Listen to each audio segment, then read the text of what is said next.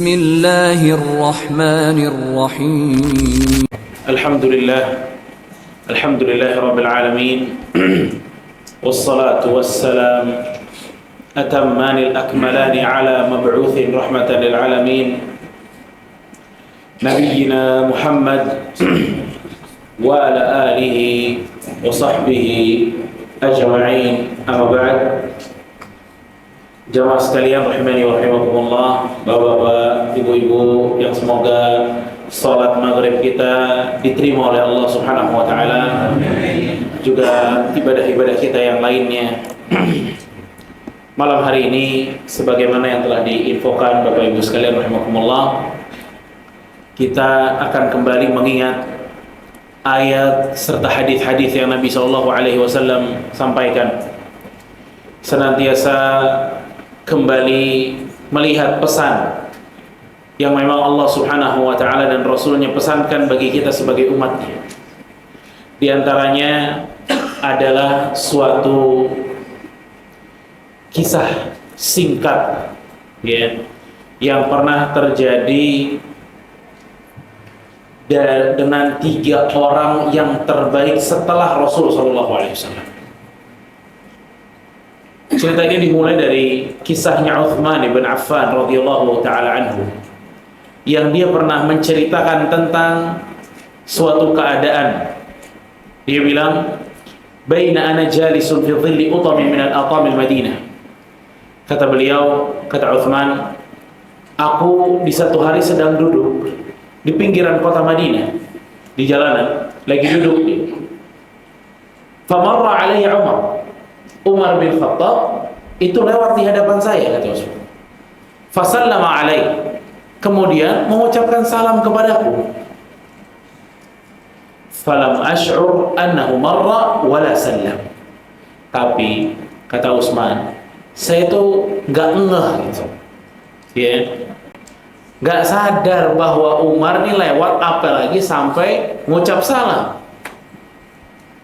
Umar ngelihat responnya Utsman, dia salam dicuekin, lapor ke Abu Bakar As-Siddiq. Nah, Abu Bakar ini waktu itu udah jadi khalifah, jadi Rasul udah meninggal, cerita. Ya. Dia lapor ke Abu Bakar, curhat. Ya. Dia bilang, "Ma yu'jibuk anni marartu ala Uthman fasallamtu alaihi falam yurd alayya salam." Abu Bakar coba pikir, kata Umar, saya lewat depan Utsman, saya salam gak dijawab. Nah, ini mungkin juga kita pernah kejadian yang sama ya. Yeah. Kita kadang lewat depan orang, kita salam-salam, dia gak ngeh, kita dicuekin.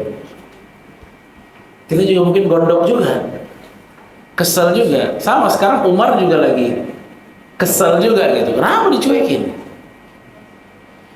Wa aqbala huwa wa Abu Bakar fi wilayati Abi Bakar. Tapi alhamdulillahnya Umar ini curhatnya sama Abu Bakar. Bijaksana orangnya.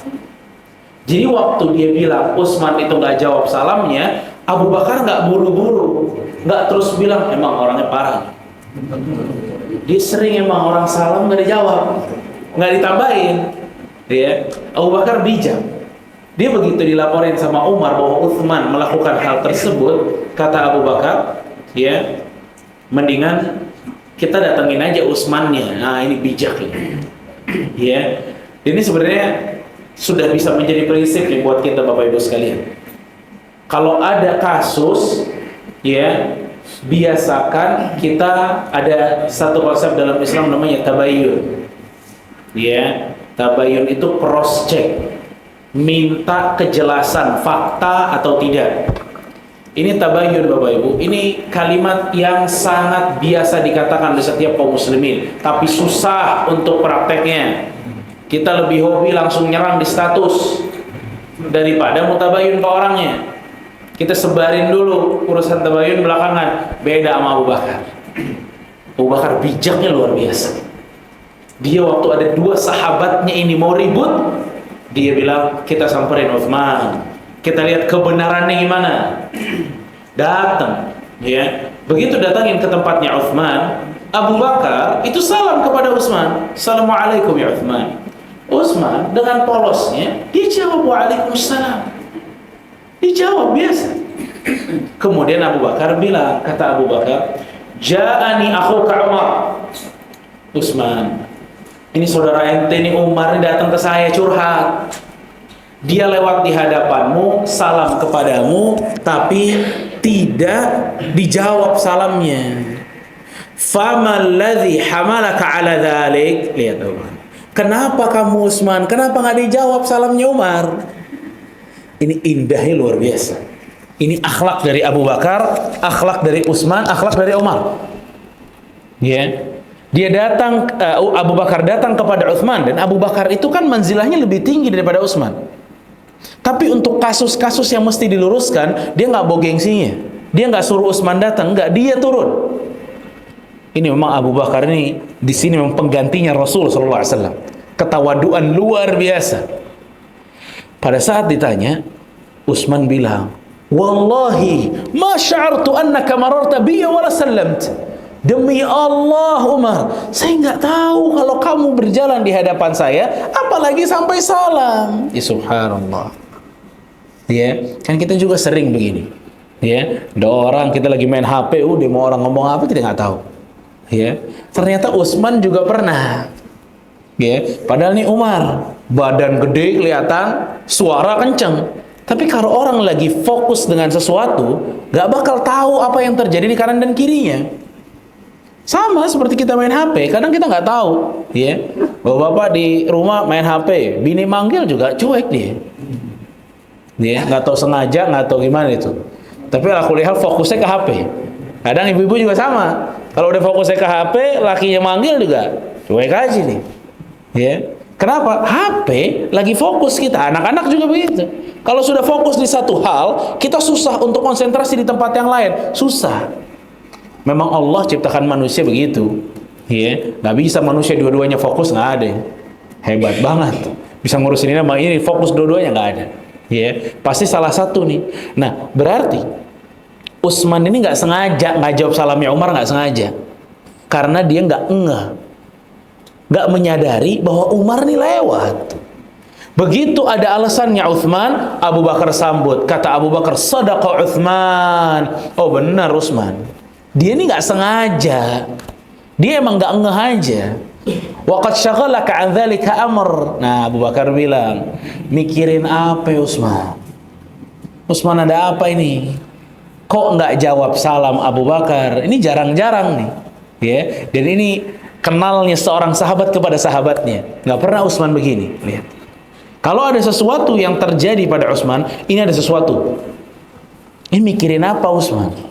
Kata Utsman, "Ajal, betul. Saya lagi mikirin sesuatu." Nah, Utsman mikirin sesuatu sampai nggak jawab salam.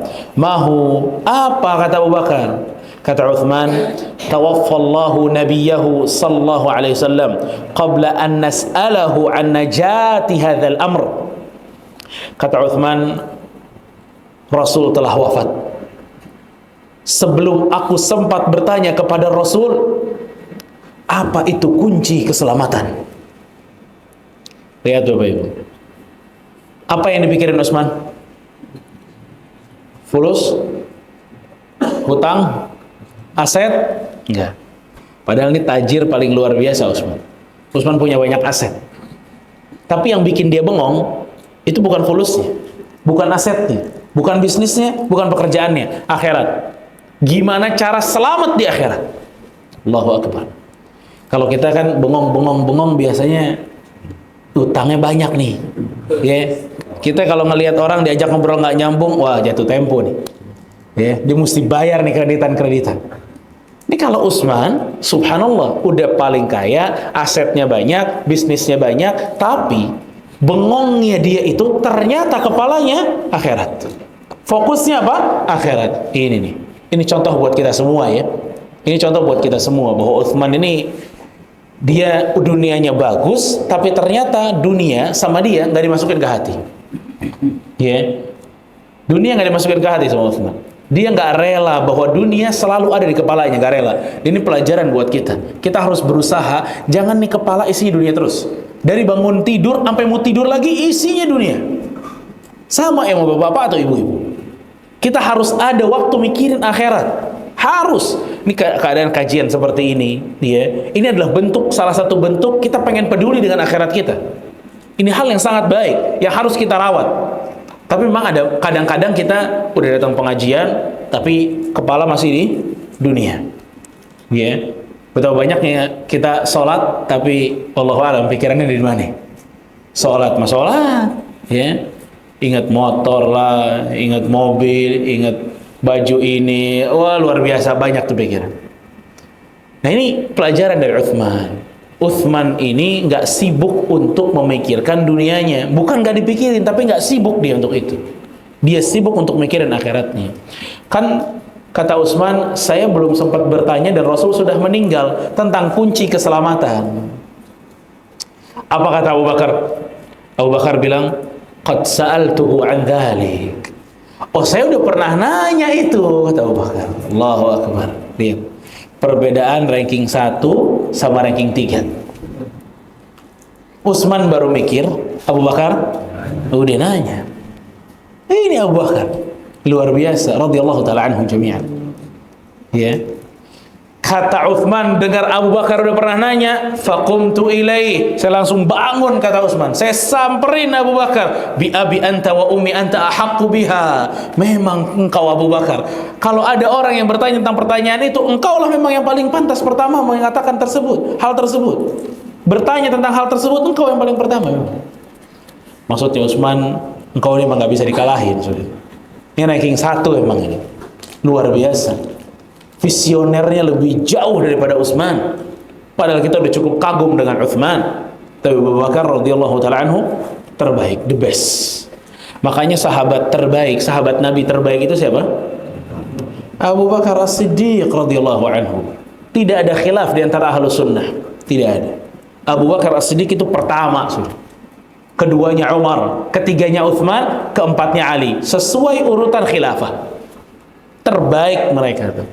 Kita udah kagum dengan Utsman, ternyata ada orang yang lebih hebat daripada Utsman. Abu Bakar As-Siddiq. Kalau kita udah kagum dengan Abu Bakar As-Siddiq, masih ada yang lebih hebat daripada Abu Bakar As-Siddiq, Rasul kita sallallahu alaihi wasallam. Ya. Hingga Abu Bakar bilang, jadi di satu hari kata Abu Bakar, aku bertanya kepada Rasul, ya Rasulullah, ma najatu hadzal amr? Ya Rasulullah, apa kunci keselamatan? Faqala Rasulullah sallallahu alaihi wasallam, Rasul mengatakan, nah ini jawaban Rasul, bapak-bapak, ibu-ibu sekalian. Kalau pengen selamat, kita harus fokus, ya. Kata Rasul sallallahu alaihi wasallam, man qabila minnil kalimah allati aradtuha ala ammi faraddaha alai fahiya lahu najah. Kata Rasul sallallahu alaihi wasallam, siapa yang mau menerima suatu kalimat yang pernah aku tawarkan kepada pamanku, lalu ia ulang kalimat tersebut, maka itulah kunci keselamatan. Saya ulang, kata Rasul sallallahu alaihi wasallam, siapa yang mau menerima kalimat yang pernah aku tawarkan kepada pamanku, lalu ia ulangi, maka itu adalah kunci keselamatan. Itu kata Rasul kita sallallahu alaihi wasallam. Kalimat yang pernah ditawarkan kepada pamannya Nabi Muhammad sallallahu alaihi wasallam. Kalimat apa yang dimaksud di sini? Kalimat apa? Ini ada hadiahnya apa enggak nih kita nih? Kalimat apa? Kalimat tauhid. La ilaha illallah Muhammadar Rasulullah. Allati aradtuha ala ammi. Yang aku tawarkan kepada pamanku. Siapa paman yang dimaksud di sini? Abu Talib. Ya, Abu Talib, pamannya Rasul sallallahu alaihi wasallam yang masuk Islam itu cuma 2 akhirnya. Hamzah dan Al-Abbas. Ya, Hamzah dan Al-Abbas. Adapun Abu Talib ini tidak masuk Islam. Ya. Kata Nabi SAW, siapa yang menerima, bahasanya Nabi menerima. Bukan cuma mengatakan. Artinya bahwa dalam kalimat la ilaha illallah Muhammad Rasulullah itu ada hal-hal yang harus kita terima. Harus ada yang diterima. Di antara yang wajib kita terima apa? Ketundukan bahwa tiada yang berhak disembah selain Allah. Ada orang yang nyembah macam-macam, kita wajib meyakini bahwa hal yang disembah-sembah itu semuanya batil, nggak benar. Sama asyhadu anna Muhammad Rasulullah juga sama. Kita wajib meyakini bahwa Rasul kita cuma satu, Nabi Muhammad SAW. Kita tidak boleh meyakini bahwa ada Rasul lagi setelah Nabi SAW. Kita tidak boleh meyakini dalam hati kita ada orang hari ini bisa masuk surga di luar jalurnya Rasul, nggak ada. Kita wajib Bapak Ibu sekalian meyakini bahwa kalau ada orang mau masuk surga, mesti lewat ini. La ilaha illallah Muhammad Rasulullah. Wajib, harus. Pada saat sekarang kita udah dapat, maka kita wajib rawat ini. Karena ini kunci keselamatannya. Kalau kita lepas, habis semua. Nggak ada manfaatnya. Kalau kita langgar la ilaha illallah Muhammad Rasulullah, selesai semuanya. Nggak akan selamat. Jadi kita wajib meyakini. Sebagaimana sabda Rasul SAW yang mengatakan, la yasma'u bi Yahudiyun wala Nasraniyun. Tidaklah ada seorang Yahudi pun atau Nasrani yang mendengar bahwa aku telah diutus, kata Rasul. Thumma la yu'minu bi, kemudian dia tidak beriman kepadaku, illa kana min ashabin nar, pasti akan menjadi penduduk neraka. Jelas Rasul. Dia bahwa nggak bisa hari ini nggak beriman kepada Allah dan Rasulnya nggak bisa masuk surga, nggak akan selamat. Nah, alhamdulillahnya tentu kita di sini dari wajah-wajahnya udah kelihatan ini insyaallah. Ya. Wajah-wajah la ilaha illallah Muhammad Rasulullah. Ya. Karena emang benar ya jamaah sekalian. Itu wajah Islami itu apa ya? Ada gitu loh. Dalam hadis-hadis itu ada. Jadi waktu Sa'ad bin Mu'adz, ya. Sa'ad bin Mu'adz ini sahabat Nabi. Dulu waktu dia mau pertama kali didakwahin, ya, saat itu datang dari kampungnya dia. Itu wajahnya marah. Dia pengen samperin Mus'ab bin Umair. Si dai-nya itu. Dia ngamuk mukanya itu. Datang ke Mus'ab bin Umair, ternyata masuk Islam. Itu pas balik lagi ke kampungnya, orang kampungnya bilang, beda banget wajahnya. Nah, kenapa? Udah Islam nih orang. Tadi pas datang ke sana beda wajahnya, pas balik beda nih wajahnya.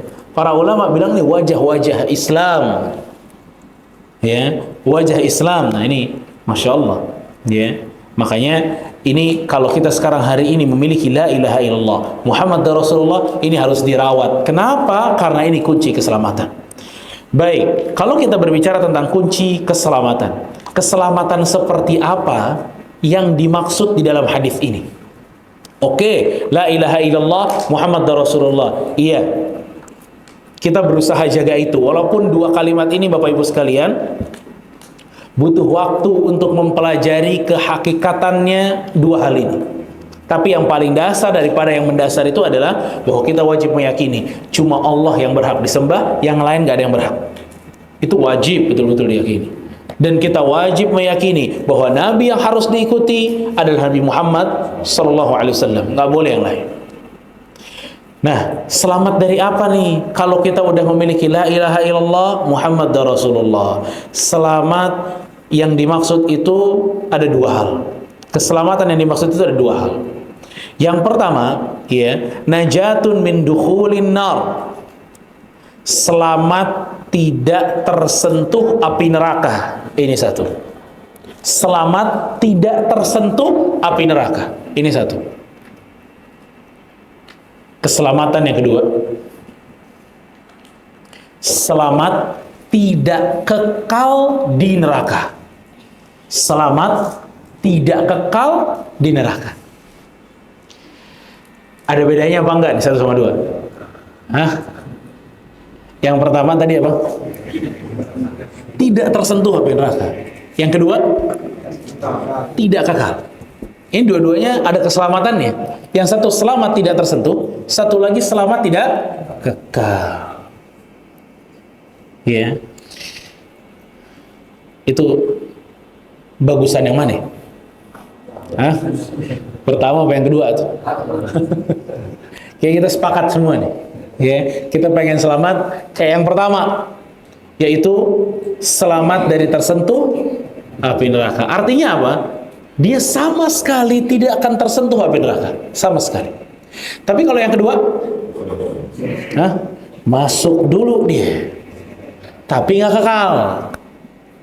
Ini berarti ya, orang-orang yang memiliki la ilaha illallah Muhammad Rasulullah masih nggak sih memiliki peluang masuk neraka?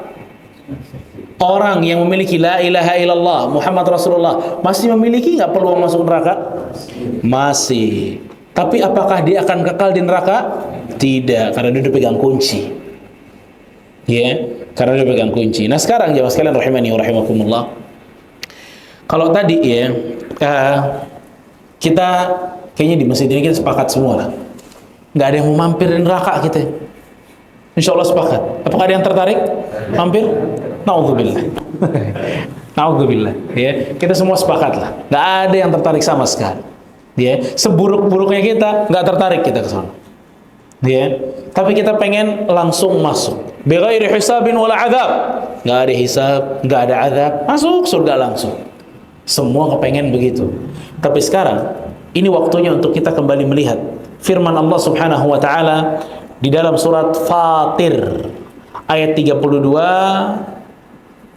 33 ya sampai 36 lah. Ya, 32 sampai 36. Nah, ini saya punya saran buat Bapak Ibu sekalian, ini bisa dilihat kembali nanti begitu pulang di rumah tuh. 32 sampai 36 di surat Fatir. Lihat tuh apa yang Allah katakan di situ. Allah Subhanahu wa taala berfirman di dalam surat Fatir, ya, Allah mengatakan, "Tsumma awrathna al-kitaba alladhina istafayna min ibadina faminhum zalimun li nafsihi wa minhum muqtasidun wa minhum sabiqun bil khairati biidznillah dzalika huwal fadlul kabir." Allah Subhanahu wa taala membagi penduduk surga menjadi 3 bagian. Nah, ini kita lagi bakal membicarakan orang-orang yang selamat nih, jamaah sekalian. Imma dia selamat dengan keselamatan yang pertama, tidak tersentuh api neraka, atau yang kedua, tidak kekal di neraka. Tadi kita udah sepakat deh. Kita yang pertama. Nah, sekarang kita akan lihat, kita bener nggak nih? Cita-cita sama perjuangan sama atau tidak? Allah Subhanahu wa taala menyebutkan, ya, kata Allah, faminhum zalimun li nafsihi. Yang peringkat 3 ada yang disebut dengan zalimun li nafsihi. Zalimun li nafsihi itu adalah golongan orang-orang yang suka menzalimi diri sendiri. Kata Allah, zalimun li nafsihi, itu peringkat 3 tuh. Dia suka menzalimi diri sendiri. Apa yang dimaksud zalimin diri sendiri? Melakukan dosa yang bukan kekufuran. Dia dosa tapi nggak sampai kufur. Dia dosa tapi nggak sampai kufur. Yakni nggak syirik dia. Nggak syirik, nggak ninggalin sholat secara total, tidak. Tapi ada dosa yang dia lakukan. Zalimun li nafsi. Yang kedua namanya muqtasid. Muqtasid ini yang pertengahan. Itu peringkat 2, Pak. Yang peringkat 1 Bapak Ibu sekalian ada yang disebut oleh Allah sabiqun bil khairat. Orang yang senantiasa bergegas dalam melakukan kebaikan. Zalimun li nafsihi, yang ketiga ini, Pak, peringkat 3. Zalimun li nafsihi. Ini adalah orang yang nanti di hari kiamat amal buruknya lebih berat daripada amal baiknya. Amal buruknya lebih berat daripada amal baiknya. Tapi dengan kunci tadi, maka akan diangkat amal baiknya. Dengan kunci la ilaha illallah, dia akan diangkat amal baiknya. Terus orang zalimun li nafsihi di dunia ini ngapain? Orang zalimun li nafsihi di dunia, dia menjaga tauhidnya, juga menjaga salatnya, dan menjaga dirinya dari hal-hal kufur. Tapi kalau untuk maksiat kayak riba, jalan. Ramadan kadang puasa, kadang kagak, ini dia nih, zalimun li nafsi.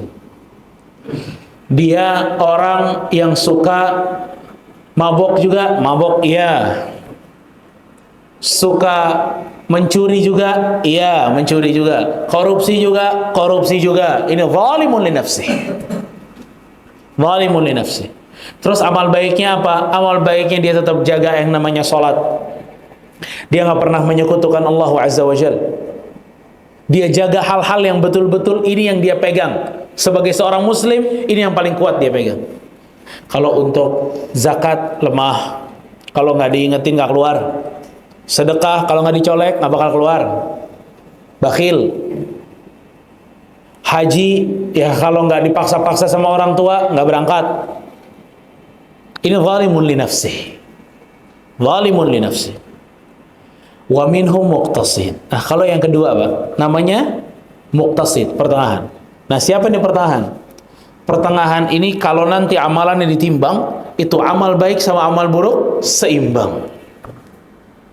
Amal baik dan amal buruk seimbang. Siapa ini muqtasid? Muqtasid itu adalah orang yang mengerjakan seluruh yang wajib-wajib dan meninggalkan seluruh yang haram. Orang yang mengerjakan seluruh yang wajib dan meninggalkan seluruh yang haram. Lihat. Dia mencukupkan diri kalau beramal, udah, ada yang wajib-wajib aja. Salat sunnah tidak. Puasa sunnah tidak. Umrah sunnahnya tidak. Haji sunnah, yakni setelah satu haji tidak. Tapi dia jaga yang wajib-wajib. Yang wajib-wajibnya baik dia. Urusan 2 kalimat syahadat aman. Salatnya aman. Zakatnya aman. Puasanya aman. Hajinya aman. Dia begitu ada duit, haji dia. Dan memang subhanallah, untuk menjadi golongan muqtasid, Allah cuma menginginkan kita menjaga yang wajib. Menjaga yang wajib. Makanya waktu ada orang datang kepada Rasulullah SAW terus mengatakan, ya Rasulullah, sesungguhnya saya apa yang diwajibkan bagi saya? Kata Rasulullah SAW, yang diwajibkan bagi anda 5 rukun Islam. Terus dia bilang, ya Rasulullah, saya tidak menginginkan menambah amal saya dibanding hal itu. Jadi saya nggak mau nambah lagi. Adkhul jannah, masuk surga nggak? Kata Rasulullah SAW, naam, masuk surga. Walaupun tidak mengamalkan yang sunnah, walaupun tidak mengamalkan yang sunnah-sunnah. Yang ibadah sunnah, yang kalau ditinggal tidak berdosa, yang kalau dilakukan dapat pahala. Ya, dia nggak ngerjain. Nah ini muqtasid ini, Pak. Muqtasid itu dia wajib-wajib aja udah. Tapi baik, yang wajib-wajibnya itu rapi, ya. Dan juga meninggalkan yang haram-haram. Gak riba, gak zina, gak mabuk, gak mengerjakan yang haram, tidak korupsi, tidak nyolong, ya, tidak berbohong, tidak bergibah. Dia pokoknya yang haram-haram tinggal sama dia. Tapi yang makruh suka lanjut dia. Yang makruh masih berani dia. Tapi yang haram clean, bersih dia, udah nggak bakal. Ini muqtasid. Ya. Nah, peringkat yang pertama kata Allah, sabiqun bil khairat. Ya, sabiqun bil khairat. Siapa dia? Nah, ini yang paling top. Mereka ini adalah orang-orang yang menjaga sunnah. Menjaga amalan apa? Sunnah. Kalau kita bilang menjaga amalan sunnah, berarti yang wajibnya gimana? Bolong-bolong? Tidak. Dia udah beres nih urusan yang wajib, ini udah settle banget, udah pas dan tidak akan dia tinggalkan. Dan dia tambah dengan yang sunnah-sunnah, itu sabiqun bil khairat. Itu dalam amal kebaikan. Adapun dalam keburukan, dia orang sabiqun bil khairat ini jangan cerita yang haram sama dia, dia jauh dari yang haram. Yang syubhat, yang makruh dijauhi. Bahkan yang mubah-mubah saja mereka tidak berlebihan di dalamnya.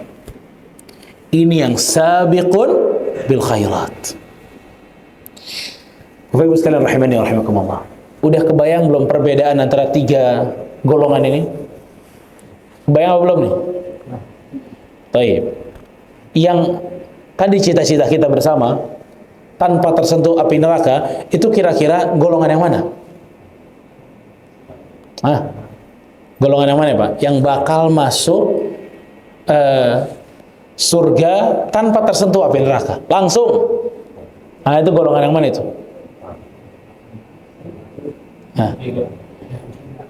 Yang mana? Kan ada 1, 2, 3 tuh. Ya, yang 3 yang paling bawah. Yang kedua ada yang pertama. Peringkat pertama pasti masuk. Ya, ternyata itu tuh cita-cita kita tuh. Ya, peringkat kedua gimana? Sebagian para ulama juga mengatakan, na'am, sama. Bisa masuk dia ke dalam golongan orang-orang yang tidak tersentuh api neraka. Tapi yang ketiga, inilah yang disebutkan selamat tidak kekal di neraka. Tapi memiliki peluang masuk neraka. Oke, kalau kita udah tahu inilah yang masuk, yang ini yang tidak masuk, sekarang pertanyaannya, kita di level yang mana? Kita nih sekarang di golongan yang mana? Agar cita-cita sama, perjuangan sama. Kalau kita cita-citanya masuk surga tanpa hisab, tanpa azab, ternyata amalan kita zalimun li nafsihi, lagi mimpi. Kita lagi mimpi berarti. Kita harus dongkrak lagi keimanan. Kita harus dongkrak lagi amal kita. Kalau kita mau masuk surga tanpa hisab, tanpa azab, dan kita muqtasid, iya, bisa itu. Tapi kita harus berjuang untuk menjauhi hal-hal yang haram. Berarti yang syubhat-syubhat juga harus dijauhi. Karena syubhat itu adalah jalan kita menuju yang haram. Pada saat kita memiliki cita-cita yang tinggi, tapi perjuangan kita rendah, ini namanya mimpi, Bapak Ibu. Maka dari sini kita bisa mengetahui, kalau kita ingin selamat dari tersentuh api neraka, maka ini jawabannya. Kita harus betul-betul menjaga amal-amal yang wajib. Ini paling penting. Kalau yang wajib kita berantakan, maka kita akan bisa masuk kepada zalimul li nafsih. Di antara kita, ya, di antara kita berarti wajib untuk mempelajari apa yang wajib bagi diri kita sekarang. Ibu-ibu, perempuan itu wajib menjaga aurat. Harus dijaga aurat. Sekarang jaga auratnya malas, kadang sembarangan. Kalau sama tetangga kadang buka-bukaan juga, cuek pakai daster-daster aja. Dilihat sama tetangga semua. Padahal itu aurat, nggak boleh. Maka kalau kita masih seperti itu tipenya, maka ini peluang kita untuk masuk zalimun li nafsihi. Kenapa? Karena kita nggak menjaga diri dari yang haram. Para bapak-bapak, laki-laki sama. Kita bekerja, berjuang di luar untuk keluarga kita. Tapi kalau kita nggak pilih yang halal dan haram, maka kita berpeluang masuk zalimun li nafsihi. Jadi cita-cita kita sama perjuangan kita kadang nggak sinkron akhirnya. Maka dari ini jamaah sekalian rahimani wa rahimakumullah, kita kalau sudah mengetahui level-level ini, kita bisa mengukur sebenarnya kita berada di yang mana. Maka hal ini menyelamatkan kita. Ya, hal ini menyelamatkan kita. Nah, jamaah sekalian rahimani wa rahimakumullah, untuk tipsnya bagaimana kita bisa selamat, ya, bahkan selamat tidak tersentuh api neraka sama sekali, ada di dalam hadis yang lain dengan redaksi pertanyaan mirip dengan pertanyaan Abu Bakar As-Siddiq radhiyallahu taala anhu, tapi ditanya oleh sahabat yang lain, ya, yang bernama Uqbah bin Amir. Jadi Uqbah bin Amir ini pernah bertanya kepada Rasulullah SAW, "Ya Rasulullah, man najah?" Ya Rasulullah, tips agar kita bisa selamat ya Rasulullah. Nah, kita keselamatannya udah jelas itu. Sekarang gimana nih? Biar bisa ke sana gimana? Ada 3 kata Rasul sallallahu alaihi wasallam. Yang pertama kata Rasul sallallahu alaihi wasallam dalam hadis diriwayatkan oleh Tirmidzi dan yang lainnya, kata Rasul, amlik alaika lisanak. Yang pertama, jaga lisan Anda. Yang kedua, wal yasa'ka baituk. Betah-betah di rumah. Yang ketiga, wabki ala khati'atika. Tangisilah dosamu, kata Rasulullah SAW. Apa Bapak Ibu yang pertama tadi? Jaga lisan.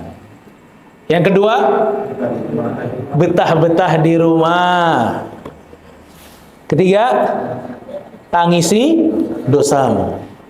Ternyata subhanallah, orang kalau bisa jaga lisan, selamat dia. Hari ini bukan cuma jaga lisan, Pak, Bu. Harus jaga jempol. Karena tulisan sama ucapan hukumnya sama. Al-kitabah kal-khitabah, kata para ulama. Tulisan sama bicara satu hukum. Ente nulis apa? Dihisab. Ente ngomong apa? Dihisab.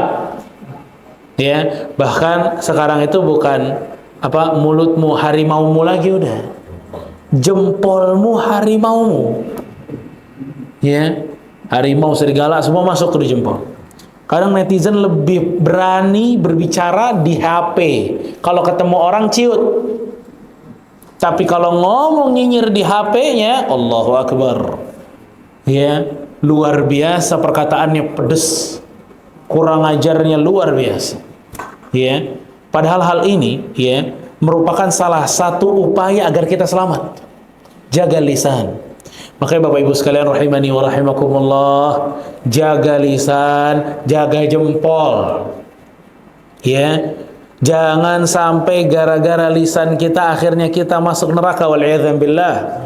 Rasul sallallahu alaihi wasallam bersabda dalam sebuah hadis, kata Rasul, innal abda la yatakallamu bil kalimah ma yatabayyanu fiha yazillu biha fin nar ab'ada mimma bainal masyriqi wal maghrib. Kata Rasul sallallahu alaihi wasallam, sesungguhnya terdapat seorang hamba yang mengatakan suatu perkataan yang dia tidak menyadari nilai dari perkataan dia, bahwa perkataan tersebut tuh berat, tapi dia nggak sadar. Yazillu biha finnar ab'ad mimma bainal masyriqi wal maghrib. Maka akan dilemparkan ke neraka gara-gara perkataan itu yang jaraknya lebih jauh daripada antara barat dan timur. Jadi Rasul pengen ngasih tahu ya, bahwa akan ada seorang hamba yang nggak peduli dengan apa yang dia ucapkan. Padahal apa yang dia ucapkan itu menjadikan dia masuk neraka. Ada hamba-hamba yang dia nggak peduli nulis status apa, komen apa, padahal komennya itu bikin dia masuk neraka. Ada yang kayak gitu. Ya, makanya waktu Muadz itu bertanya kepada Rasul Shallallahu Alaihi Wasallam, saat Rasul menjelaskan kepada Muadz bagaimana keselamatan, bagaimana itu Islam, kata Rasul, mau tipsnya nggak Muadz? Apa itu ya Rasulullah?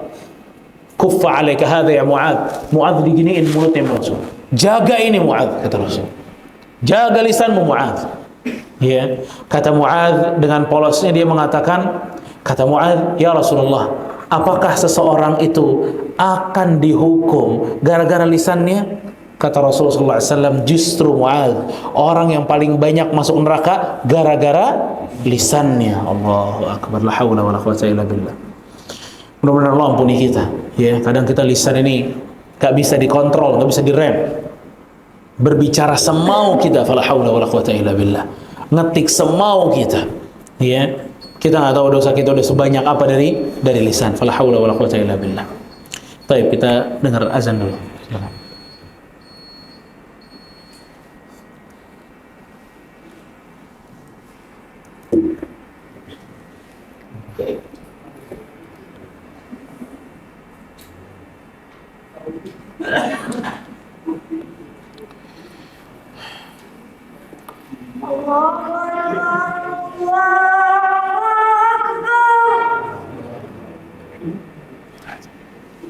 تعال هنا تحت.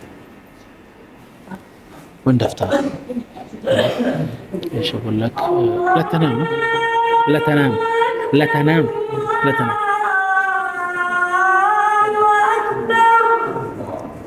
Aku pengen jawab, baru cuma jawab nih. Aku pengen jawab, mau apa? Jangan Abdul Bari jawab. Kamu syatir. Kamu kan udah syatir. Udah syatir. Tahu. As. Tapi yang awal lebih pengen jadi aku tahsin. Tahsin. خلاص.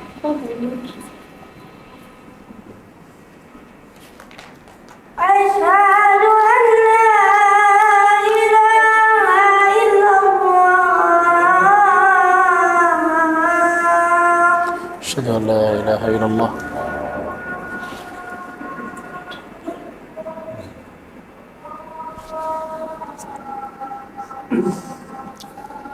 Asyhadu anna Muhammadan Rasulullah.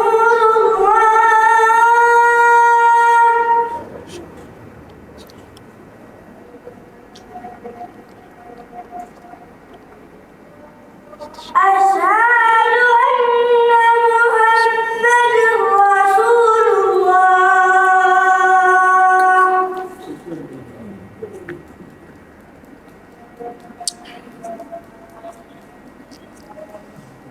Hayya 'alas shalah. La haula wala quwwata illa billah.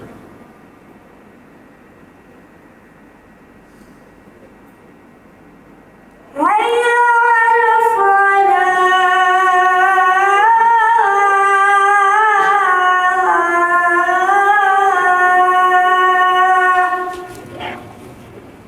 La billah.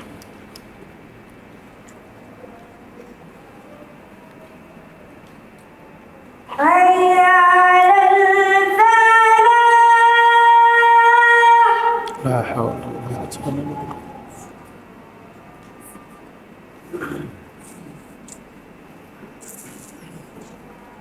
Hayya 'alal falah.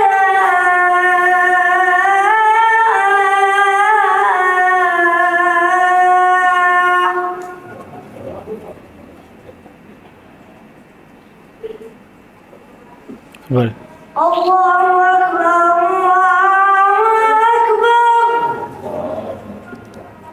Allahu Akbar. akbar. Allah. La ilaha illallah. لا إله إلا الله. اللهم رب هذه الدعوة التامة والصلاة الوسيلة والفضيلة وبعث مقاما محمودا الذي وعدته.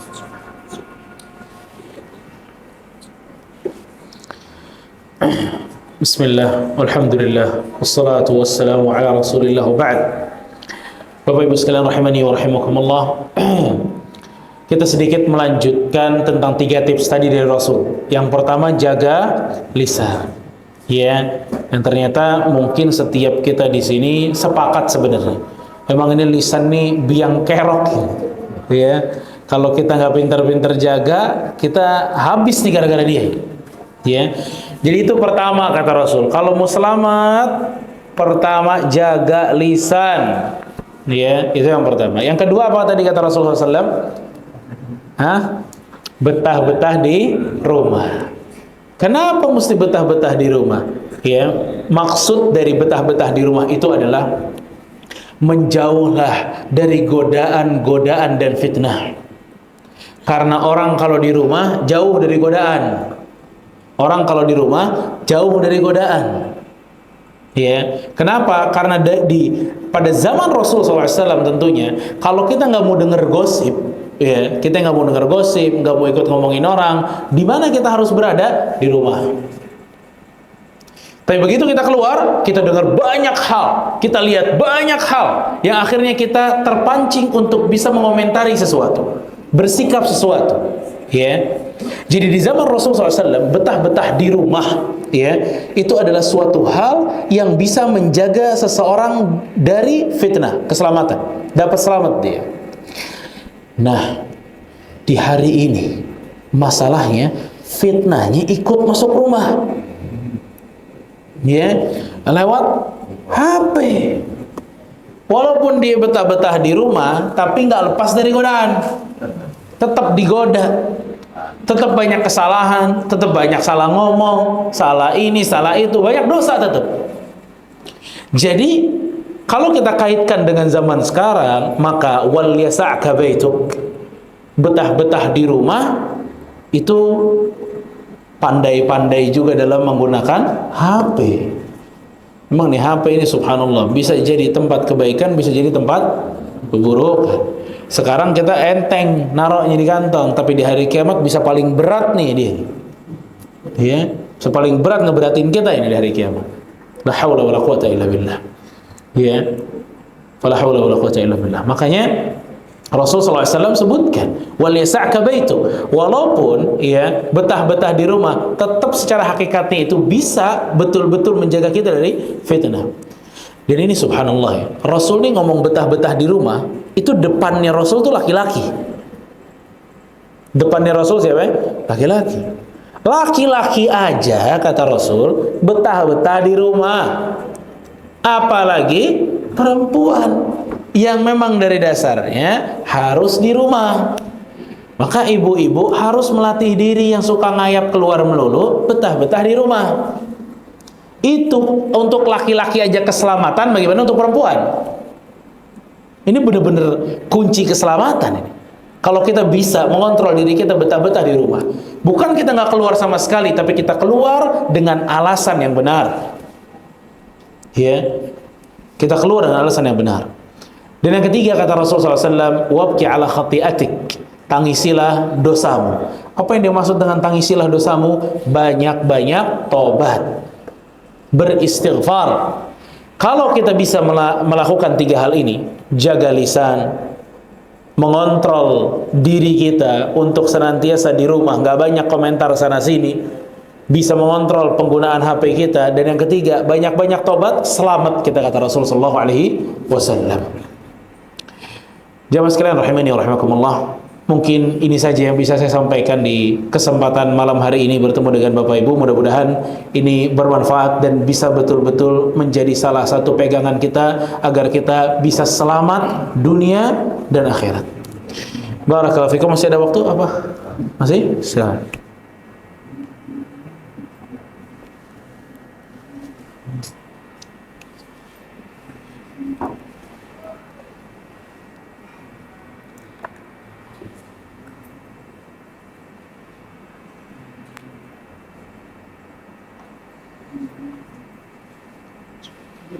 Ini pakai ini, antum pakai ini aja, antum. Baik, kepada para jemaah, apakah ada yang ingin bertanya melalui mic atau secara langsung? Boleh. Silakan. Silakan. Ya. Iya. Kita salah satu disukai kalimat tauhid dan kita sudah memilikinya, tapi kita harus merawatnya. Bagaimana cara kita merawat? Tadi disebutkan bahwa kunci kalimat tauhid itu adalah dengan la ilaha illallah. Sekarang kalau kita udah punya, kita harus merawat. Bagaimana cara merawat tauhid tersebut? Cara merawat tauhid tersebut yang pertama itu adalah berdoa kepada Allah. Karena tauhid ini tidak ada yang bisa menjaga kecuali Rabbul Alamin. Doanya apa? Doa yang paling masyhur adalah ya muqallibal qulub tsabbit qalbi ala dinik. Ya, karena agama Allah adalah tauhid. Itu yang pertama. Kedua, agar kita bisa menjaga tauhid adalah mempelajari tauhid ini secara detail. Ya, mempelajari tauhid secara detail. Ya. Maka hal ini bisa menjaga tauhid seseorang. Ya, mempelajari tauhid secara detail. Secara detail itu apa? Apa yang disebut tauhid? Apa yang disebut syirik? Bagaimana bentuk tauhid? Bagaimana bentuk kesyirikan? Ini perlu dipelajari agar kita dengan itu kita tahu, ya, apa yang mesti kita jaga, apa yang mesti kita jauhi. Ya. Lalu yang ketiga, ya, tentunya adalah dengan senantiasa mengamalkan apa yang kita ketahui. Ya, mengamalkan apa yang kita ketahui itu adalah cara di mana Allah Subhanahu wa taala akan memberikan keistiqomahan pada seorang hamba. Ya, orang kalau suka beramal, maka ilmunya itu akan menjadi istiqomah bagi dirinya. Ya, maka itu tiga hal mungkin yang bisa Anda sebutkan. Ada pertanyaan terakhir kali ya? Siap, barakallahu fiik.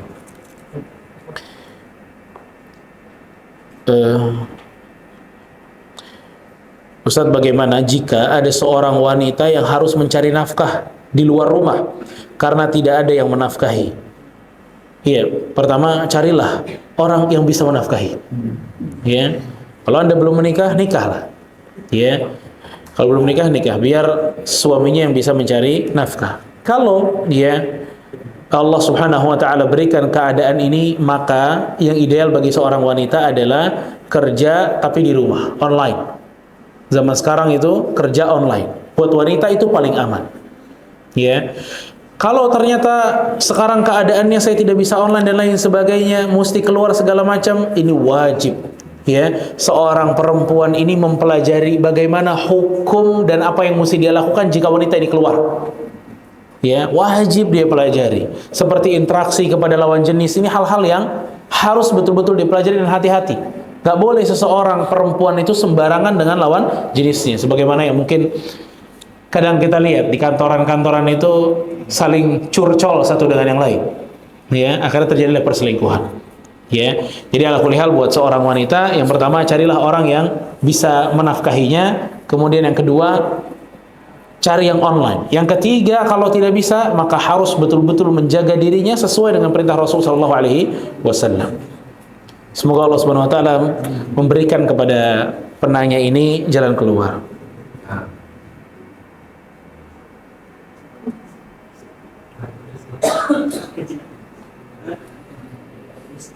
Menjaga. Sebagai istri pedagang, saya sering diminta suami untuk ikut berdagang. Ya. Jadi selalu pergi ke toko. Bagaimana tips agar kita bisa menjaga hati kita dan mendapatkan keselamatan? Minta suaminya cari karyawan baru. Jadi sang istri bisa tetap stay mengurus suami di rumah. Kalau jarang-jarang it's okay. Ya, tapi kalau tidak, lebih bagus dia di rumah. Ya, lebih bagus tetap di rumah. Kecuali mungkin kebutuhan-kebutuhan mendesak ya oke. Cuma lebih baik perempuan itu di rumah. Waqarna fi buyutikunna. Tetaplah kalian bagi perempuan itu stay di dalam rumah. Ini pilihan dari Rasul sallallahu alaihi wasallam bagi para wanita. Barakallahu fikum, mudah-mudahan Allah Subhanahu wa taala memberikan kepada kita keselamatan dunia dan akhirat. Begitu juga untuk keluarga-keluarga kita. Allahumma qsim lana min khasyatik ma tahulu bihi bainana wa baina ma'siyatik, wa min ta'atika ma tuballighuna bihi jannatak, wa min al-yaqini ma tuballighu bihi alaina masa'ib ad-dunya, wa mati'na Allahumma bi asma'ina wa absarina wa quwwatina abada ma abqaitana, waj'alhu al-waritha minna, waj'al tha'rana 'ala man zalamana, wansurna 'ala man 'adana, wa la taj'al ad-dunya akbara hammina wa la مبلغ علمنا ولا إلى النار مصيرنا واجعل الجنة هي دارنا وقرارنا يا أرحم الراحمين وصلى الله على نبينا محمد وعلى آله وصحبه أجمعين وآخر دعوانا عن الحمد لله رب العالمين والسلام عليكم ورحمة الله وبركاته.